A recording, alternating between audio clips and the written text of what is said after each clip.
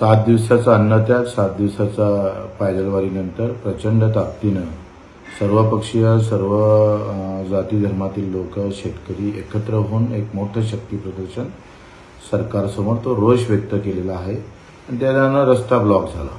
पण त्याच दिवशी हरिभाऊ बागडे आले। त्यांनी पोलीस प्रशासनानं हरिभाऊ बागडेंची सभा व्यवस्थित झाली पाहिजे, त्यांना अडचण निर्माण होऊ नये म्हणून 4-5 रस्ते ब्लॉक केले। ते चालतं, म्हणजे राज्यपाल येत असेल, मुख्यमंत्री असेल, त्याच्यासाठी वेगळे कायदे, आणि सामान्य शेतकरी गर्दी करतं, सभेत उपस्थित राहतं म्हणून त्याच्यावर गुन्हे दाखल होतं। तर याला संविधान म्हणायचं का?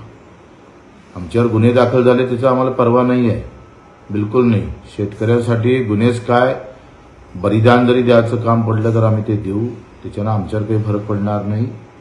आंदोलन अधिक चांगल्या ताकदीनं समोर येईल, हे सरकारनं विसरू नये। सरकारने सरळ सरळ कर्जमाफी आणि हमीभावाचा विषय सुरू करावा, दिव्यांगाचं मानधन जाहीर करावं, हे विनंती करतो।